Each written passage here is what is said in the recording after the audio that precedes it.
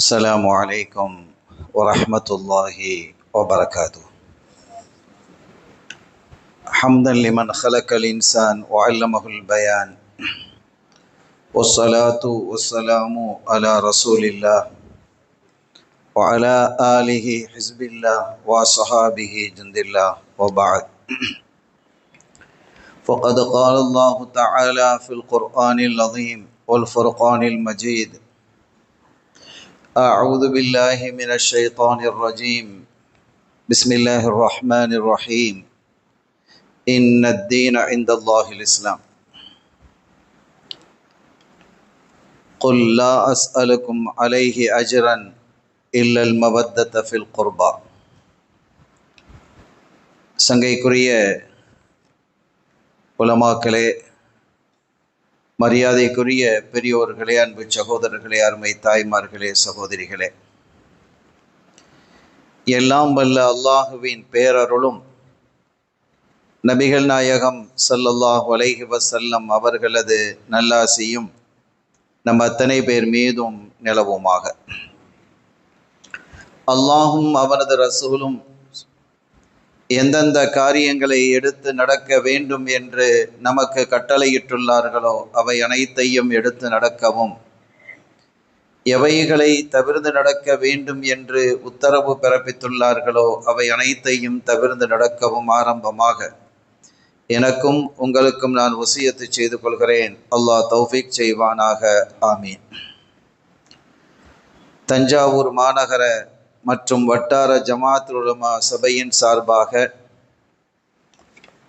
நடத்தப்படக்கூடிய இந்த ஆற்றங்கரை ஜும்மா பள்ளி வாசலில் நடத்தப்படக்கூடிய இஸ்லாமிய ஹிஜ்ரி புத்தாண்டு சிறப்பு சொற்பொழிவு நிகழ்ச்சியிலே கலந்து கொண்டு கர்பலா குறித்து பேசுவதற்கான ஒரு வாய்ப்பினை வழங்கிய வல்லவனாம் அல்லாஹ்விற்கு நெஞ்சம் நிறைந்த நன்றிகளை காணிக்கையாக்கி எனது வார்த்தைகளை தொடக்கம் செய்கிறேன். அல்ஹம்துலில்லாஹ் வஷ்ஷுக்ருலில்லாஹ். கண்ணியத்திற்குரிய பெருமக்களே, எனக்கு முன்னால் ஒரு அற்புதமான அழகான உரையை ஹஸ்ரத் அவர்கள் தந்தார்கள். எனக்கு அந்த உரையை தொடர்ந்தே பேச வேண்டும் என்பது போன்ற ஒரு ஆவலும் ஆசையும் ஏற்பட்டது. ஏனெனில் ஹிஜ்ரத் என்பது அவ்வளவு பெரிய புரட்சியை இந்த இஸ்லாமிய சமூகத்தில் ஏற்படுத்தியது. பசியை போக்கியது, அச்சத்தை போக்கியது, முஸ்லிம்களுக்கு மத்தியில் மிகப்பெரிய வல்லமையை, அரசமைப்பை ஏற்படுத்தி தந்தது, ஆளுமையை தந்தது, வல்லமையை தந்தது, பொருளாதாரத்தில் உயர்வை தந்தது என்று ஒரு மாபெரும் புரட்சிக்கு வித்திட்ட பயணம்தான் ஹிஜ்ரத். எனவே அவர்கள் கடைசியாக சொல்லி முடிக்கும் பொழுது இந்த ஹிஜ்ரி ஆண்டு எத்தனாவது என்பது கூட நம் மக்களுக்கு தெரிவது இல்லை என்று குறிப்பிட்டார்கள். பொதுவாக இது போன்ற நிகழ்வுகளில் நான் சொல்வது வழக்கம், ஒவ்வொரு பள்ளியிலேயும் ஹிஜ்ரி காலண்டரை வையுங்கள். இதற்காக புதுசாக எங்கேயும் தேடி போக தேவையில்லை, நாமளே தயார்படுத்திக்கலாம். நீங்கள் சென்னை மஸ்ஜித் மாமூரில் போனால் ஒரு பாக்ஸ் செஞ்சு வச்சுருப்பாங்க, அதில் ஹிஜ்ரி 1448 அப்படின்னு போட்டிருக்கோம். முஹர்ரம் பிறை 5 முடிஞ்சது. அந்த பேப்பரை மாறி மாறி ஒரு நாளையும் வச்சுக்கிற வேண்டியதான். மாதம் முடியும் பொழுது அந்த பேர் சஃபர் என்று மாற்றிக்கொள்ளலாம். இவ்வளவுதான், ஒரு அட்டையிலே கூட செய்து வைத்துக் கொள்ளலாம். இது நான் போகும் இடங்களெல்லாம் சொல்லுகிறேன், பல இடங்களில் அதை செய்தும் இருக்கிறார்கள். எனவே நம் பிள்ளைகளுக்கு இந்த வரலாற்றை சொல்ல வேண்டும். வரலாறு தெரியாத ஒரு சமுதாயம் இன்னொரு வரலாற்றை உருவாக்க முடியாது. அதிலும் இந்த ஹிஜ்ரத்தை பற்றிய வரலாறை கண்டிப்பாக நம்முடைய இளைய சமுதாயம் தெரிந்திருக்க வேண்டும். அது ஆண்களும் பெண்களும் தான். நாம் எல்லாம் ஏதோ ஒரு மாற்றத்தை நோக்கி சென்று கொண்டிருக்கிறோமோ என்ற என்ன தலைப்படும் இந்த காலகட்டத்தில் சரியான ஒரு மாற்றத்தை நோக்கி நம்முடைய இளவல்களை வழிநடத்துவது என்பது நம்முடைய இஸ்லாமிய வரலாறுகள் தான். இந்த பாரம்பரியத்தில் வந்தவர்கள் நாம் என்ற அழுத்தமான எண்ணத்தை அவர்களுடைய இதயங்களில் பதிய வைக்க வேண்டும். எனவே இது போன்ற சங்கைக்குரிய உலமாக்களினுடைய உரைகள் பல இடங்களில் இடம்பெற வேண்டும். அதன் வாயிலாக வழியாக இந்த சமூகத்தில் சரியான முன்னேற்றம் ஏற்பட வேண்டும், புரியும் என்று கருதுகிறேன் நான். சரியான மாற்றம் ஏற்பட வேண்டும், புரியும் என்று கருதுகிறேன் நான். அருமையான பெருமக்களே, எனவே ஒரு நல்ல மாற்றத்தை இந்த சமூகத்திலே கொண்டு வர வேண்டும் என்றால் இஸ்லாமிய வரலாறு ரொம்ப தெளிவா இருக்கு. ஆச்சரியமான ஒரு சமூகம் இது. நம்முடைய இமாம்கள் செய்திருக்கக்கூடிய அந்த சேவைகள் இருக்கிறது ஆச்சரியமானது, அற்புதமானது. அவர்கள் ஆற்றிய பங்களிப்பு மாதிரி வேறு யாரும் ஆற்றிருக்க முடியாது. நீங்கள் எந்த வரலாறை தொட்டாலும், எதை பற்றி பேசுவதாக இருந்தாலும் அதை குறித்தெல்லாம் அன்றைய காலகட்டத்தில், இன்னைக்கு ஒரு வரலாறை பதிகிறோம் பேசுறோம் அப்படின்னு சொன்னா இன்னைக்கு ரெக்கார்ட் ஆகுது, லேசா ரெக்கார்ட் ஆயிடுது. உஸ்தாதுமார்கள் அன்னைக்கு சொல்றாங்கன்னா அதை எழுதத்தான் செய்யணும், எழுதிதான் ஆக வேண்டும். அப்படி ஒரு நிர்பந்தம் இருந்தது. அந்த எழுதுவது கூட சில சங்கடங்களை தந்தது, அதை சரிபார்க்க வேண்டியது இருந்தது என்று பல நிகழ்வுகள். இதையெல்லாம் தாண்டி இந்த சமூகத்தை ஒரு சரியான பாதையிலே கொண்டு நிறுத்தியவர்கள் நம்முடைய இமாம்கள். ஏன்னா அவங்களையெல்லாம் பற்றி தப்பான அபிப்பிராயங்களை ஏற்படுத்தி அவங்க என்ன பெரிய ஆளா, அப்படியா இப்படியா அப்படிலாம் சொல்லி ஒரு வகையான திசைக்கு இளைஞர்களை கொண்டு சென்ற ஒரு அமைப்பு இன்றைய காலகட்டத்தில் எப்படியோ இருக்கு. பல பிரிவுகளாக பிரிஞ்சு போயிட்டாங்க. நாம் என்ன சொல்ல வருகிறோம் என்றால், நம்முடைய இமாம்கள், நம்முடைய அறிஞர்களாக இருந்த பெருமக்கள் அழகான அற்புதமான வழிவகைகளை நமக்கு சொல்லி தந்திருக்கிறார். எனவே இதையெல்லாம் கற்றுக் கொடுக்க வேண்டும்.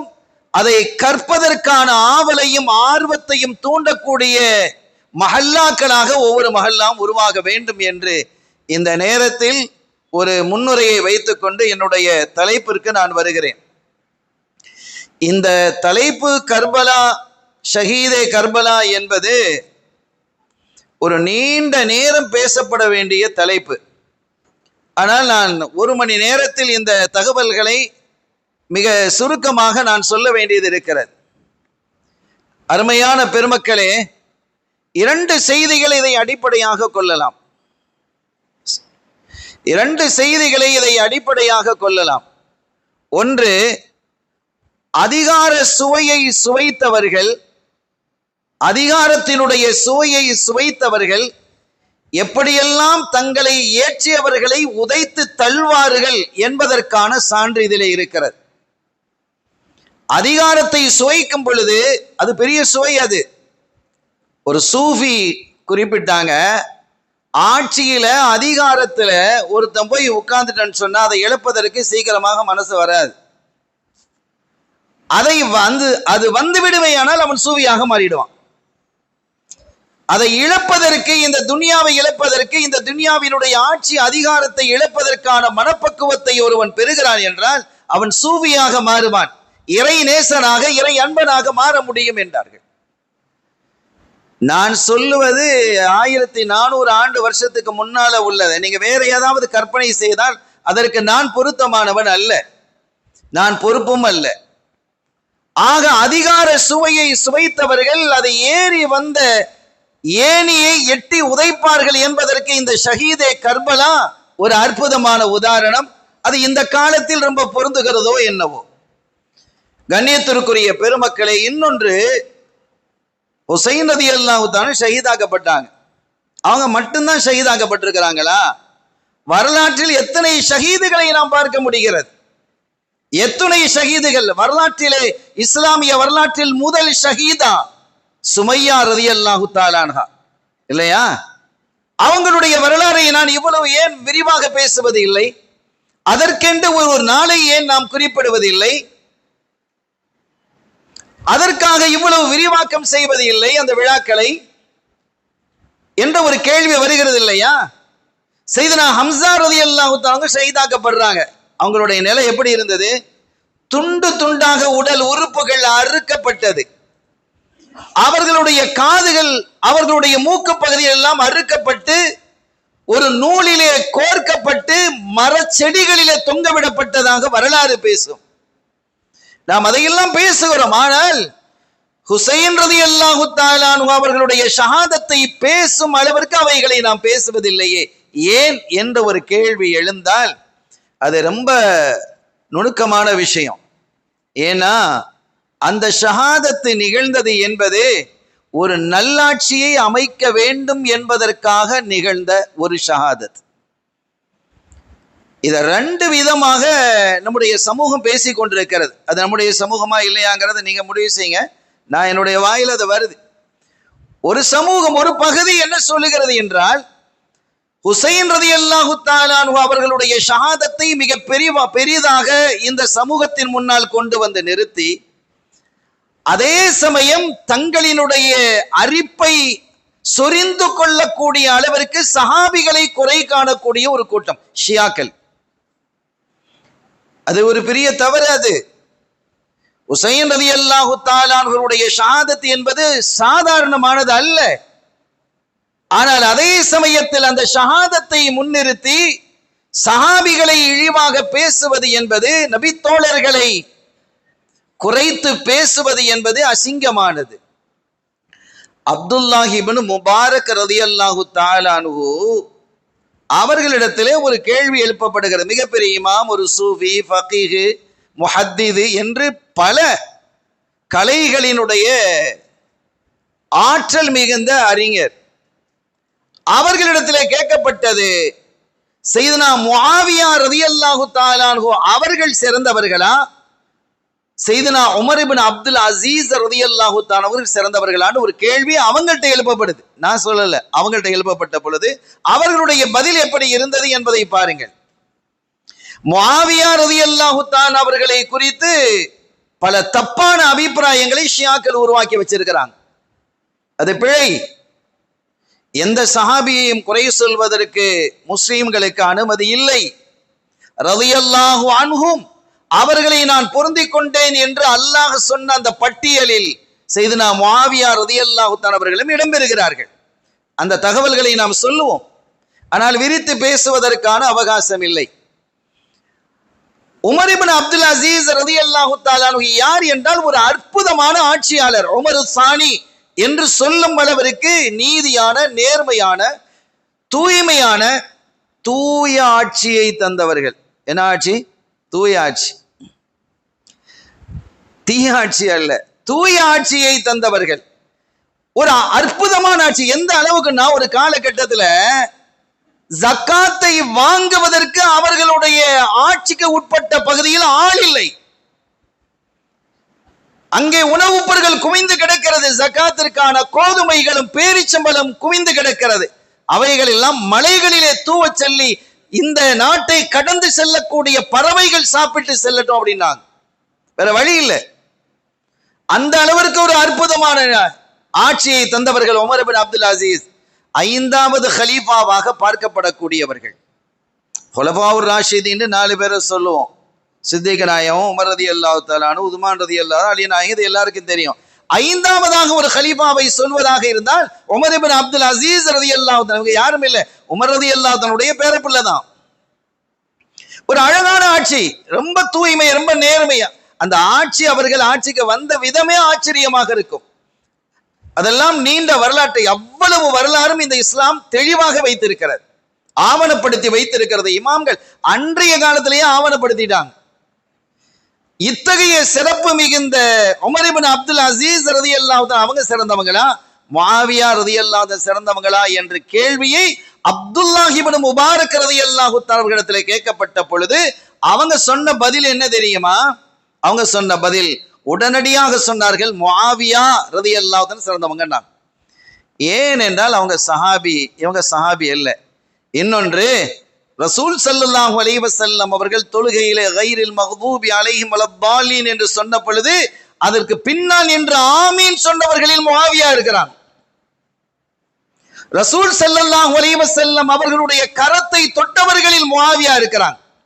கண்மணி நாயகத்தை தன்னுடைய கண்களால் பார்த்து குளிர்ந்த இதயத்தை உடையவர்களாக முஆவியா இருக்கிறான். இந்த அடிப்படையிலே அப்துல்லா இப்னு முபாரக் ரலியல்லாஹு அன்ஹு சொன்னாங்க. நான் சொல்ல வந்த செய்தி என்னன்னா, எந்த சஹாபிகளையும் குறைத்து பேசுவதற்கு அல்லாஹ் அனுமதிக்கவில்லை. அவனுடைய திருத்தூதர் நம்முடைய உயிரினும் மேலான ஹாத்தமுர் ரசூல் முஹம்மதுர் ரசூலுல்லாஹி ஸல்லல்லாஹு அலைஹி வஸல்லம் அவர்களும் அனுமதிக்கவில்லை. லா தசுப்பு அஸ்ஹாபி, என்னுடைய தோழர்களை நீங்கள் ஏசாதீர்கள் என்று எச்சரித்தார்கள். அதையெல்லாம் தாண்டி ஏசக்கூடிய கூட்டமாகத்தான் ஷியாக்கள் இந்த ஷஹீதே கர்பலாவை ஒரு முன்மாதிரியாக தனக்கு வழியாக தாங்கள் திட்டுவதற்கு வசதியாக பலதை ஆக்கியது போன்று இதையும் ஆக்கியிருக்கிறாங்க. இது பெரிய தவறு. இன்னொன்று, இது ஒரு பக்கம் இப்படி இருக்குதுன்னா இன்னொரு பக்கம் அப்படி இருக்குது. பாருங்க எப்படி இருக்குன்னு பாருங்க. நான் சொல்வதால் நீங்கள் யாராவது வருத்தப்பட்டா அது எனக்கு பிரச்சனை இல்லை. வஹாபிசம் இது என்ன சொல்லுகிறது என்றால், இவங்க என்ன பேசுறாங்க, நான் கேட்டேன். அந்த கேள்வி இதை கேட்டுட்டு தான் நான் பேசுகிறேன்.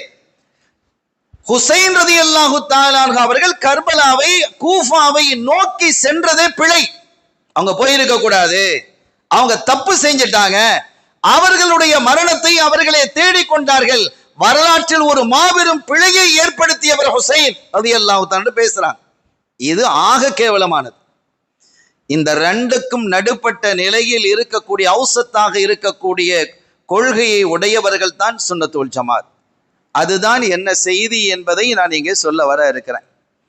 கண்ணியத்திற்குரிய பெருமக்களே, ஹுசைன் ரலியல்லாஹு தஆலா அன்ஹு அவர்கள் ஆட்சி அதிகாரத்தை ஒருபோதும் விரும்பியது இல்லை. ஆட்சி அதிகாரத்தை அவர்கள் ஒருபோதும் விரும்பியது இல்லை. அவர்கள் விரும்பியதெல்லாம் சமாதானத்தை மட்டுமே. ஆனா அவங்க நினைச்சிருந்தா ஆட்சி அமைக்க முடியும்.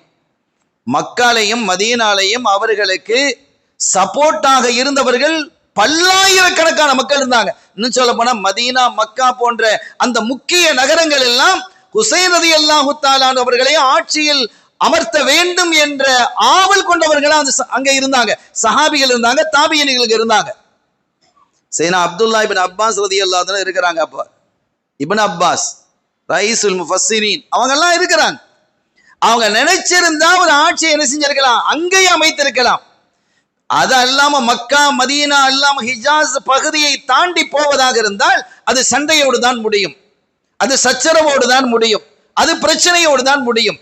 ஆனால் வலிமையான சப்போர்ட் மக்கா மதீனாவிலே அவர்களுக்கு இருந்தது. அங்கேயே ஒரு தனி ஆட்சியை அமைப்பதற்கான வல்லமையும் சக்தியும் ஆற்றலும் பலமும் அவர்களிடத்தில் இருந்தது. ஆனா அமைச்சாங்களா? இல்லையே. நினைச்சிருந்தா அமைச்சிருக்கலாமா? இல்லையா. சமூகத்தை பிளவுபடுத்துவதை ஒருபோதும் அவங்க விரும்பல. சமூகம் பிளவுபற்றக்கூடாது. நீங்க ஒரு செய்தியை கொண்டு வர்றீங்க, அதை அழுத்தணும், அதை செய்தியை கொண்டு வந்து எப்படியாவது இந்த சமூகத்துல திணிக்கணும் என்பதற்காக சமூகத்தை பிளப்பது என்பது மிக கடுமையானது. அல்லாஹ் அதை விரும்பல. ஒரு கட்டத்துல மூசா அலைஹிஸ்ஸலாம் அவர்கள் அல்லாஹ்வை சந்தித்து பேசுறதுக்கு போறாங்க. ஏன்னா இதுல இருக்கக்கூடிய இந்த வரலாற்றை முழுவதுமாக நான் பேசல, அதனுடைய கான்செப்ட் அதுல என்ன இருக்கு என்பதை நான் உங்கள் முன்னால் வைக்கிறேன். அந்த வரலாற்றுக்குள்ளால் என்ன இருக்கிறது? மூசா அலைஹிஸ்ஸலாம் அவர்கள் அல்லாஹ்வை பார்க்கறதுக்கு போறாங்க. 30 நாள் போறேன்னு சொல்லிட்டு போனாங்க. 30 நாள்ல வந்துட வேண்டும். ஆனா 40 நாள் ஆச்சு. குர்ஆன் அதை சொல்லுகிறது. சூரத் ஆராஃப் அதை பேசும். ஓ ஆதுனா மூசா என்ற அந்த வசனத்திலே தெளிவாக அல்லாஹ் பேசுறான். 30 நாள் 40 நாள் ஆச்சு. ஆனா போனவங்க திரும்பி வரலன்ன உடனே அங்க இருந்த சாமிரி என்பவன் என்ன செய்தான் என்றால், அந்த வரலாற்றையே மாற்றி நாம இனி மூசா வரமாட்டாங்க, அவங்க அவ்வளவுதான், இனி முடிஞ்சு போச்சு, நாம வணங்க வேண்டிய கடவுள் என்பது காளை மாடு என்று அவங்க தங்கத்தால ஒரு காளை மாட்டை செய்து வைத்து அதை வணங்குமாறு ஒரு சூழ்ச்சியை செய்து ஒரு பெரும் கூட்டத்தை வணங்க வைத்தான். ஒரு பெரும் கூட்டம் இஸ்லாத்திலிருந்து வெளியில போயிடுச்சு, ஷிர்க்குக்கு போயிடுச்சு. காளை மாட்டை மாட்டை வணங்கியது. மூசா அலைஹிஸ்ஸலாம் அவர்கள் தன்னுடைய சமூகத்தினுடைய பொறுப்பை யார்கிட்ட கொடுத்துட்டு போயிருந்தாங்க? சையதுனா ஹாரூன் அலைஹிஸ்ஸலாத்திட்ட கொடுத்துட்டு போயிருக்கிறாங்க. அவங்களுடைய சகோதரர், தாய் வழி சகோதரர். அப்ப வந்து பார்த்தா எல்லாம் காளை மாட்டை வணங்கிட்டு கிடக்குறான், சுஜி செஞ்சுட்டு கிடக்குறான். கையில தௌராத்தை வாங்கிட்டு வர்றாங்க. அந்த பழகை அல்கல் அல்வாஹ தூக்கி வீசுறாங்க. அந்த ஷிர்க்கை பார்த்ததை அவங்களால பொறுக்க முடியல. வீசிட்டு ஹாரூன் அலைஹிஸ்ஸலாமுடைய தாடியை பிடிச்சு கேட்கிறாங்க, என்னடா செஞ்சா நீ, என்ன செய்திருக்கிறாய்? ஷிர்க்கிலே போய் மக்கள் வீழ்ந்திருக்கிறார்கள், உங்களிடத்துல பொறுப்பை தந்து போனால் நீங்கள் இப்படி நடந்து கொள்வீர்களா, பார்த்து கொண்டு இருப்பீர்களா அப்படின்னு சொல்லும் பொழுது அவங்க சொன்ன பதில குர்ஆன் சொல்லுது பாருங்க. நான் பெரிய பிரச்சனை பண்ணியிருப்பேன், அவர்களுக்கு இதை எடுத்து சொல்லியிருப்பேன், ஆனால் சமூகம் பிளவுபட்டு போயிருக்கும். அப்படி பிளவுபட்டால் என்னை நீங்கள் ஏசுவீர்கள். என்ன புரிகிறோம் அருமையான பெருமக்களே? சமூகம் உடைந்து விடக்கூடாது என்பதிலே அக்கறை காட்டுங்கள் என்பது குர்ஆன் சொல்லுகிறது. கண்மணி நாயகம் ஸல்லல்லாஹு அலைஹி வஸல்லம் அவர்கள் வலியுறுத்தினார்கள். நமக்கு தெரியாதா? அப்துல்லாஹ் இப்னு உபை இப்னு சலூல் என்று இருந்தான், முனாஃபிக்குகளினுடைய லீடர். அவனை கொல்லணும் அப்படின்னு பல பேர் என்ன செஞ்சாங்க, முடிவு செய்தார்கள். ஸல்லல்லாஹு அலைஹி வஸல்லம் வந்து சொன்னாங்க, நாயகமே என்ன கொன்னுருங்க அவனை அப்படின்ட்டு. குறிப்பாக உமர் ரலியல்லாஹு தஆலா அன்ஹு அவர்கள் ஒரு யுத்தத்திலிருந்து திரும்பும் போது பெரிய ஃபித்னாவை ஏற்படுத்தினான். ஒரு யுத்தத்திலிருந்து திரும்பும் போது பெரிய குழப்பத்தை ஏற்படுத்தினான். இந்த அப்துல்லா இப்னு உபை இப்னு சலூல் அவனை கொன்னுடுவோம் அப்படின்னு, கொல்றதுக்கு எல்லா தகுதியும் அவனுக்கு இருக்கு, கொல்லப்படுவதற்கு எல்லா தகுதியும் இருக்கு அவனுக்கு. அந்த அளவிற்கான அட்டகாசங்களை செய்து கொண்டிருந்தவன். ஸல்லல்லாஹு அலைஹி வஸல்லம் என்ன சொன்னாங்க தெரியுமா? அவன் லா இலாஹா இல்லல்லாஹ் முஹம்மது ரசூலுல்லாஹ் சொல்லி இருக்கிறான், ஆனா பெரிய ஃபித்னாக்காரனா இருக்கிறான், குழப்பக்காரனா இருக்கிறான். ஆனா நான் கொன்றால் என்ன மக்கள் சொல்லுவார்கள் தெரியுமா? முஹம்மத் ஸல்லல்லாஹு அலைஹி வஸல்லம் அவங்க சொல்றாங்க, தன்னுடைய தோழர்களையே அவர் கொள்ளுகிறார் அப்படிங்கிற ஒரு பிரச்சாரத்தை உண்டு பண்ணிடுவாங்க. இந்த அவப்பெயர் ஏற்படக்கூடாது, சமூகம் பிளவுபட்டு விடக்கூடாது, அதனால் இன்னொரு சமூகம் இங்கிருந்து பிரிஞ்சு போயிடக்கூடாது என்பதில் கண்ணும் கருத்துமாக இருந்தாங்க. இதைத்தான் கண்மணி நாயகத்தினுடைய திருப்பேரர் செய்தனா ஹுசைன் ரலியல்லாஹு தஆலா அன்ஹு அவர்கள் நினைச்சு இருந்தா ஆட்சி அதிகாரத்துல மக்கால உட்கார்ந்துடலாம், அல்லது மதீனால அமர்ந்துடலாம். அது அவர்களுக்கு ஒரு கடினமான ஒரு விஷயமே அல்ல. அந்த அளவிற்கு மாஸ் சப்போர்ட் அங்கே இருந்தது. வலிமையான தொண்டர்கள் இருந்தார்கள், தோழர்கள் இருந்தார்கள். அவர்களுக்காக உயிர் கொடுக்கக்கூடியவர்கள் மக்கா மதீனாவிலே நிறைந்து இருந்தார்கள். சஹாபிகள் அவர்களுக்கு துணை நின்றார்கள். ஆனாலும் அவங்க என்ன செய்யல, அதை விரும்ப இல்லை, என்ன விட்டுருங்க, இந்த ஆட்சி எனக்கு வேணாம் அப்படின்னு தான் என்ன செஞ்சு இருந்தாங்க. இது எங்கிருந்து பிறக்கிறது என்றால், செய்தனா உஸ்மான் ரலியல்லாஹு தஆலா அன்ஹு அவர்கள் ஷஹீதாக்கப்படுறாங்க. அந்த வரலாறு எல்லாம் இரத்த கரை படிந்த வரலாறு. அதனால தான் இன்னைக்கு இந்த கலர் சட்டை போட்டு வந்திருக்கிறேன். இரத்தக்கரை படிந்த வரலாறு. உஸ்மான் ரலியல்லாஹு தஆலா அன்ஹு அவர்கள் ஷஹீதாக்கப்பட்ட அந்த நிகழ்வை நீங்கள் பார்த்தால் கண்கள் எல்லாம் இரத்த கண்ணீரை வடிக்கும். எவ்வளவு பெரிய தியாகி அவங்க. உஸ்மான் ஒரு கட்டத்தில் ஸல்லல்லாஹு அலைஹி வஸல்லம் சொல்றாங்க, உஸ்மான் அள்ளி கொடுத்த அந்த தபூக்குக்காக அள்ளி கொடுத்த பொழுது, தபூக் யுத்தத்துக்கு போறாங்க ஸல்லல்லாஹு அலைஹி வஸல்லம், யுத்த நிதி தாங்கன்னு கேட்கிறாங்க. ஸல்லல்லாஹு அலைஹி வஸல்லம் அவர்களுடைய மடியிலே கொண்டு வந்து 1000 தங்க காசுகளை கொட்டுறாங்க. ஸல்லல்லாஹு அலைஹி வஸல்லம் கேட்கிறாங்க, உஸ்மான் இன்னும் கொடுக்கலாமேங்கிறாங்க. உஸ்மான் இன்னும் கொடுக்கலாமேங்கிறாங்க. போனாங்க, திருப்பி 1000 தங்க காசுகளை எடுத்து வந்து கொட்டுனாங்க. உஸ்மான் இன்னும் கொடுக்கலாமேன்னாங்க. திரும்ப ஒரு 1000 தங்க காசு. எத்தனை கோடிகள் சகோதரர்களே! எவ்வளவு பெரிய மனம் வேணும். மதீனா ஷரீஃபிலே மக்கள் தண்ணீர் இல்லாத போது பீர் ரூமா என்ற கிணறை மக்களுக்காக வாங்கி அர்ப்பணித்தவர்கள். அதனுடைய விலை என்னவோ அதை விட பன்மடங்கு விலையை கொடுத்து வாங்கி கொடுத்தவங்க. ஆனா அவங்க மரண தருவாயில் குடிப்பதற்கு தண்ணீர் இல்லாமல் போனது. அப்படியெல்லாம் வரலாறு இருக்கிறது. இதெல்லாம் இந்த ஷஹீதே கர்பலா இதெல்லாம் டச் பண்ணி தான் இருக்குது, தொடர்ந்து தான் இருக்கு. இத்தகைய தியாகங்களை செய்தவர்கள் ஒரு கட்டத்தில் அவங்க சொன்னாங்க, இந்த 3000 தங்க காசுகளையும் கண்மணி நாயகத்தினுடைய மடியிலே அள்ளி போட்ட பொழுது, இதற்கு பிறகு உஸ்மானுக்கு எதுவும் இல்லை, எதுவும் பங்கம் விளைவிக்காதுன்னாங்க. ஸல்லல்லாஹு அலைஹி வஸல்லம் சொல்றாங்க. அப்படின்னா என்ன அர்த்தம்? அவங்க எவ்வளவு தவறு செய்தாலும் அவங்க சொர்க்கவாதி தான், அதை கண்டுக்கிட மாட்டான். அதற்கு பிறகு இப்படி ஒரு ஆள் நம்ம சொன்னா நம்ம தவறுகளை செய்யலாம். அவங்க சஹாபியில அப்படி ஒரு வார்த்தை சொன்னதற்கு பிறகு அவர்கள் இன்னும் மேம்பட்டார்கள். தங்கம் தேய்க்க தேய்க்க ஜொலிக்கும் இல்லையா? அப்படிப்பட்ட ஒரு பெருமகனார். அவர்களினுடைய ஷஹாதத்து நிகழ்ந்தது. கெய்ரோவில் இருந்து மிஸ்ரில் இருந்து வந்தவர்கள் ஷஹீதாக்கினார்கள் அவர்களை மதீனா ஷரீஃபிலே. இப்படி ஷஹீதாக்கப்பட்டது அந்த கொலையாளியை கண்டுபிடிக்க வேண்டிய அவசியம் ஏற்பட்டது. உமர் ரலியல்லாஹு, அபூபக்கர் சித்திக் ரலியல்லாஹு தன்னுடைய ஆட்சி காலத்திலேயே இஸ்லாம் அப்படி வெளியிடங்களுக்கு போக ஆரம்பிச்சது. உமர் ரலியல்லாஹு தன்னுடைய காலத்துல பல இடங்களுக்கு போனது.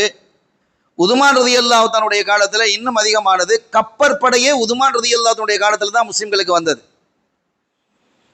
கப்பற்படை இருக்குல்ல, கடல் படை, காலாட்படை இருந்தது, வாகனப்படை இருந்தது. வாகனப்படை என்று சொன்னா ஒண்ணு ஒட்டகத்துல அல்லது குதிரையில என்ன செய்வாங்க, போற சண்டைக்கு போவாங்க.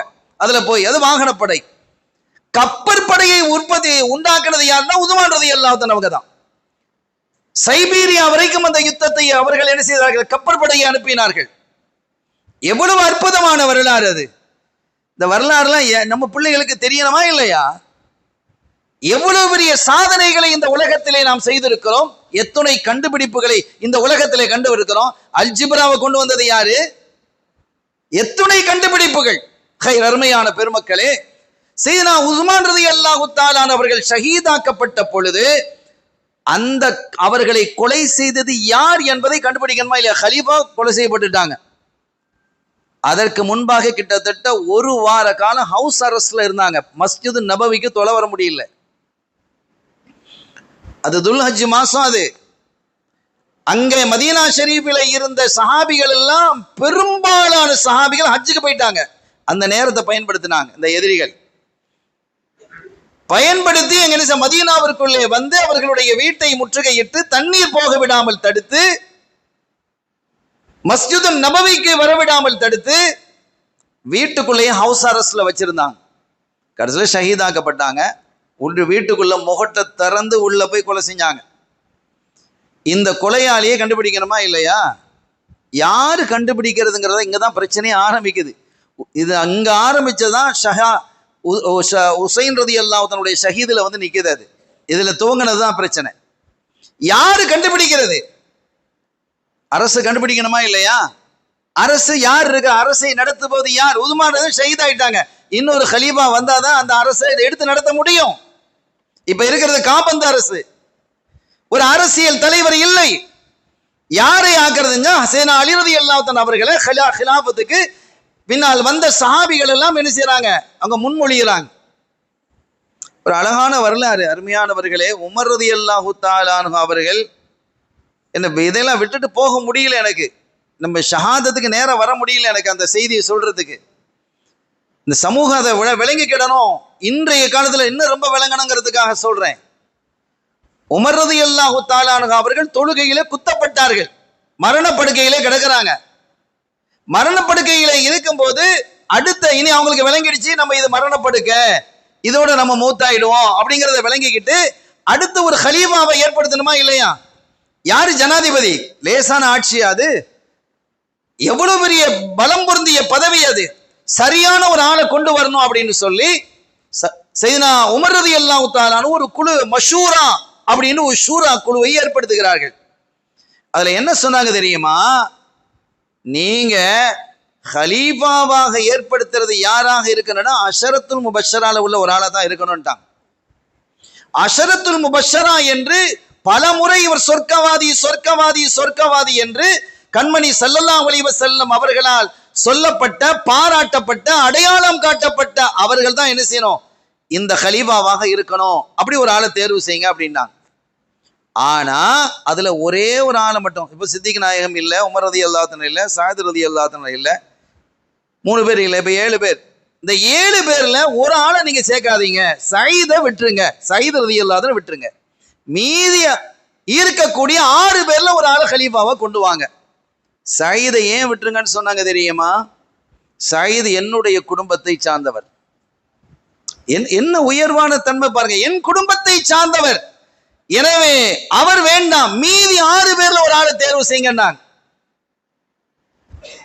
அப்படி அப்துர் ரஹ்மான் இப்னு அவுஃப் ரலியல்லாஹு தஆலா உடைய பொறுப்பில தான் அது கொடுக்கப்படுது. நீங்க தான் தலைமை, இந்த கூட்டத்துக்கு நீங்க தான் தலைமை. இந்த மஷூரா அப்துர் ரஹ்மான் இப்னு அவுஃப் ரலியல்லாஹு தஆலா சொன்னாங்க, சரி நான் தலைமை ஏற்கிறேன் அப்படின்னு சொல்லி அதுக்கு பிறகு ஷஹீத் ஆயிட்டாங்க.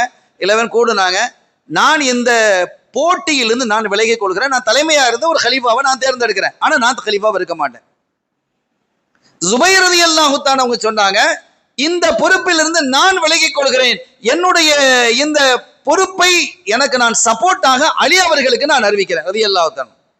சைனா தல்ஹா ரலியல்லாஹு தஆலா சொன்னாங்க, நானும் இதிலிருந்து விலகிக் கொள்கிறேன், என்னுடைய சப்போர்ட்டை நான் உஸ்மான் ரலியல்லாஹு அவர்களுக்கு கொடுக்கிறேன் அப்படின்ட்டாங்க. எல்லாரும் விளங்கிட்டாங்க. இப்ப 2 பேர் தான் இருக்கிறாங்க. யாரு? உஸ்மான் ரலியல்லாஹு தஆலா அவர்களா, அலி ரலியல்லாஹு தஆலா அவர்களா? இந்த 2 பேர்ல ஒரு ஆள் தான் கலீஃபாவாக ஆக முடியும். உமர் ரலியல்லாஹு தஆலா அவர்களுக்கு பிறகு யார் கலீஃபாவா ஆக்குறது? இந்த பொறுப்பு இவர்களுக்கு இருக்கிறது. முழுமையான விசாரணை நடத்துறாங்க. அப்துர் ரஹ்மான் இப்னு அவுஃப் ரலியல்லாஹு அன்ஹு முழுமையான விசாரணை நடத்தி யாரை கலீஃபாவாக ஆக்குறது, ஆண்கள் பெண்கள் மதீனா ஷரீஃபுக்கு வரக்கூடிய அந்த ஜுவார்கள் என்று எல்லாத்திட்டையும் என்ன செய்றாங்க? நடத்துறாங்க. சமமா இருக்குது. பாதி பேர் உஸ்மான் ரலியல்லாஹு அன்ஹு சொல்றாங்க, பாதி பேர் அலி நாயகத்தை சொல்றாங்க. சமமா இருக்குது. இவங்களுக்கு ரொம்ப கஷ்டமா போச்சு. யாரை கொண்டு வருது? 2 பேர்ல யாரை கொண்டு வர முடியாத ஒரு நிலைமை இருக்கு. ஒன்னு ரசூல் ஸல்லல்லாஹு அலைஹி வஸல்லம் சகோதரர் அலி நாயகம், இன்னொன்னு உஸ்மான் ரலியல்லாஹு தான் ரசூலுல்லாஹ்வுடைய மருமகனார். எல்லாம் ஒரே குடும்பம், ஒரே ரத்தம். இந்த நிலையில மக்களினுடைய சப்போர்ட் 2 பக்கமே இருக்குது. யாரை கலீஃபாவாக ஆக்குறது என்று மக்கள் எப்படி ரொம்ப எதிர்பார்ப்புல இருக்கிறாங்க.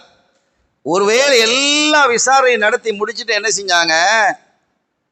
அவங்க சொன்னாங்க, நாளை ஃபஜ்ரில் இன்ஷா அல்லாஹ் நான் கலீஃபா யாருங்கிறத அறிவிச்சிருவேன். ஏன்னா அந்த கலீஃபா யாருன்னு அறிவிக்காமலேயே ஒரு பிரச்சனை வந்துடும் போல இருக்கு. அதிகாரம், ஏன்னா இந்த குழப்பம் வேற இருக்குது. உமர் ரலியல்லாஹு அன்ஹு அவர்கள் ஷஹீதாக்கப்பட்ட குழப்பம் வேற இருக்கு.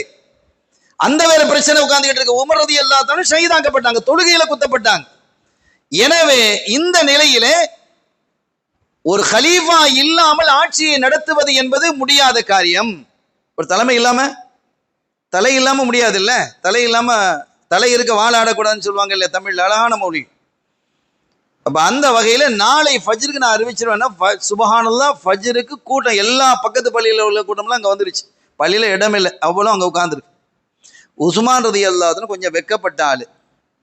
அவங்க பள்ளி வாசல் உட்காந்துட்டாங்க, முன்னால வரல. அலி நாயகம் முன்னால வந்து உட்காந்துக்கிறாங்க. தைரியமான ஆள் தானே அவங்க.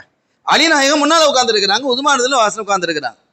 தொழுகை முடிஞ்சது. அப்துர் ரஹ்மான் இப்னு அவுஃப் ரலியல்லாஹு அன்ஹு அந்த ஃபஜ்ர் தொழுகையை நடத்துறாங்க. உஸ்மான், நீங்க ஏன் பின்னால இருக்கிறீங்க, முன்னால வாங்க. நாங்க முன்னால வந்து உட்கார்ந்துட்டாங்க.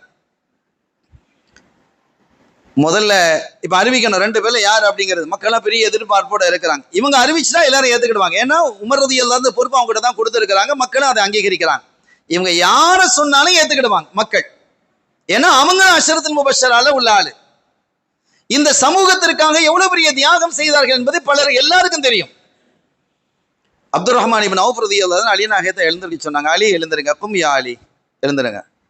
குர்ஆன் ஹதீஸினுடைய அடிப்படையிலே நீங்கள் ஆட்சியை நடத்துவீர்களா? இதான் அவங்க கேட்ட கேள்வி. அலி நாயகம் சொன்னாங்க, முடிந்தவரை நான் நடத்துவேன்.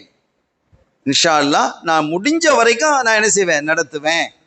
தேவையான இடங்களில் இஜ்திஹாது தேவைப்பட்டால் அதை நான் செய்வேன் என்ற கருத்திலே அவங்க சொல்றாங்க.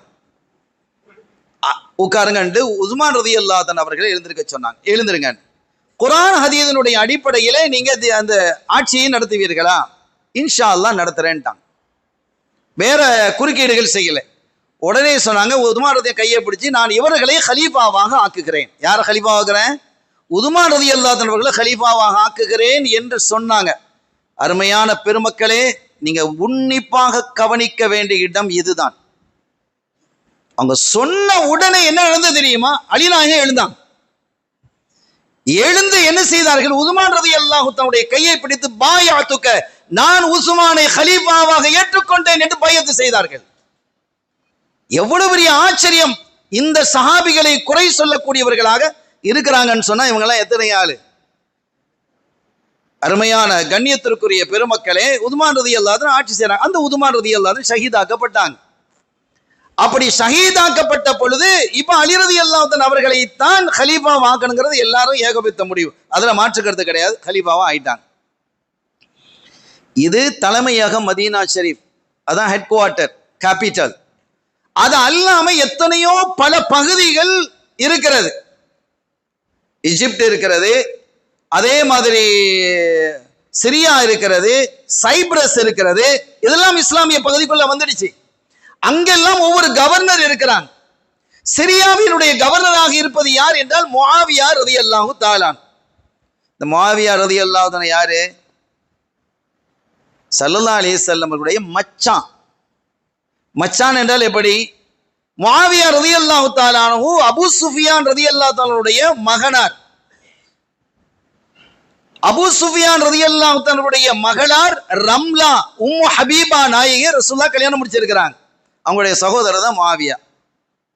அப்ப மச்சான் இல்ல, அப்போ மச்சான், உறவு, குறைஷி எல்லாம் தான். முஆவியா ரலியல்லாஹு தஆலா சிறந்த ஒரு ஆட்சியாளர். அருமையான முறையில் ஆட்சி செய்யுங்கள், ஆட்சி உங்களுடைய கையிலே தடப்படும் முஆவியா, அப்போது ஏழைகளை கவனத்தில் கொள்ளுங்கள் என்றார்கள் ஸல்லல்லாஹு அலைஹி வஸல்லம். முஆவியா ரலியல்லாஹு அன்ஹு சிரியாவில் இருக்கிறாங்க, கவர்னரா இருக்கிறாங்க. யாருக்கு கட்டுப்பட்டவங்க? ஜனாதிபதிக்கு கட்டுப்பட்டாங்க. ஜனாதிபதி ஆட்சி அது. அப்ப அங்க ஜனாதிபதியாக இருக்கக்கூடிய அலி ரலியல்லாஹு அன்ஹு அவர்களுக்கு யார் என்ன செய்யணும்? முஆவியா ரலியல்லாஹு அன்ஹு பைஅத் செய்யணும்.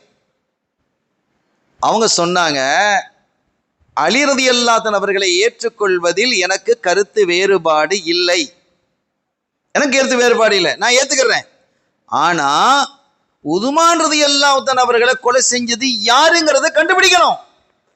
கண்டுபிடித்ததற்கு பிறகு ஆட்சி அமைங்க அப்படிங்கிறாங்க. ஒரு கொலை நடந்து விட்டது, அதுவும் சாதாரண கொலை அல்ல. மதீனாவிலே நடந்திருக்கிறது. ஒரு ஹலீஃபா அஷரத்துல் முபஷரா ஸல்லல்லாஹு அலைஹி வஸல்லம் அவர்களுடைய மருமகனார் ஏற்கனவே ஒரு கல்யாணம் முடிச்சு அவங்க மௌத்தாவி, அவங்களுடைய பிள்ளைய ஸல்லல்லாஹு அலைஹி வஸல்லம் பிள்ளைய கல்யாணம் முடிச்சு ருக்கையா ரலியல்லாஹு அன்ஹா கல்யாணம் முடிச்சு அவங்க வஃபாத்தாயி, அதுக்கு பிறகு இன்னொரு மகளை கல்யாணம் முடிச்சு அவங்களும் வஃபாத்தானதுக்கு பிறகு ஸல்லல்லாஹு சொன்னாங்க, எனக்கு இன்னொரு மகள் இருந்தால் அதை நான் உஸ்மானுக்கு தான் திருமணம் முடித்து கொடுப்பேன்டாங்க. அவ்வளவு சிறப்புக்குரிய உஸ்மான் ரலியல்லாஹு அன்ஹு அவர்கள் ஷஹீதாக்கப்பட்டிருக்கிறாங்க. கொலையாளியை கண்டுபிடிக்காமல் ஆட்சி அமைக்க கூடாது அப்படின்னாங்க. இங்கதான் கருத்து வேறுபாடு வருது. அலி ரலியல்லாஹு அன்ஹு அவங்க சொன்னாங்க, ஆட்சியே இல்லையே, யாரு கண்டுபிடிக்கிறது? ரெண்டும் சரியா தெரியுது இல்ல? ஆட்சியே இல்லையப்பா, யார் கண்டுபிடிக்கிறது? ஆட்சியை அமைத்த பிறகுதான் அதை கண்டுபிடிக்கணும் அப்படின்ட்டு அவங்க என்ன செய்தாங்க? இந்த கருத்தை முன்வைத்தார்கள். இது அரசியல் கருத்து வேறுபாடாக உருவெடுத்தது. அரசியல் கருத்து வேறுபாடாக உருவெடுத்தது. இதுவே சச்சரவாக வளர்ந்தது. அது உமையாக்களாக பார்க்கப்பட்டது. உதுமான் ரலியல்லாஹு அன்ஹு உமையா குடும்பத்தை சார்ந்தவங்க, உமையாக்களை பார்க்கப்பட்டது. இனி இரண்டு பேருக்கும் இடையிலே கருத்து வேறுபாடுகள் ஏற்பட்டு இந்த ஹிலாபத்தில் அவர்கள் பங்கு பெறாதவர்களாக தனித்து நின்றாங்க. யாரு? சையதுனா முஆவியா ரலியல்லாஹு தஆலா அன்ஹு அவர்கள். இதனால தான் இந்த ஷியாக்கள் என்ன செய்யறாங்க? முஆவியா ரலியல்லாஹு அன்ஹு அவர்களை வெளியில தள்ளுறாங்க. எதை விட்டு வெளியில தள்ளுறாங்க? இஸ்லாத்தை விட்டு வெளியில தள்ளுறாங்க. நஊது பில்லாஹ். இது அரசியல் பிரச்சனை, அகீதா பிரச்சனை அல்ல. இது இப்படி ஒரு நிலை ஏற்பட்டது. ஹிஜ்ரி 61 ரஜப மாதம் முஆவியா ரலியல்லாஹு தஆலா அன்ஹு அவர்கள் வஃபாத் ஆறாங்க. சிரியால வஃபாத் ஆறாங்க. அதுக்கு முன்னால அலி நாயகம் வஃபாத் ஆயிட்டாங்க.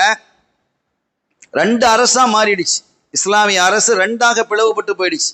அலி ரலியல்லாஹு தஆலாவுடைய தலைமையில் கூஃபாவை தலைமையாக கொண்டு, கூஃபாண்டா இன்னைக்கு ஈரான்ல இருக்கு, ஈராக்ல இருக்கு, ஈராக்கில இருக்கக்கூடிய கூஃபாவை தலைமையாக கொண்டு, ஏன்னா மதீனா ஷரீஃபை தலைமையாக வச்சா ஸல்லல்லாஹு அலைஹி வஸல்லம் அவர்கள் இருக்கக்கூடிய ஊர், அங்க ரத்தம் சிந்துறதுலாம் ஒரு அதபா இருக்காது, ஒரு அதபு குறைவாக ஆகிடும் அப்படின்னு கருதி தன்னுடைய தலைமையகத்தை எங்க மாத்திட்டாங்க? அலிநாயகம் கூஃபாவுக்கு மாத்தினாங்க.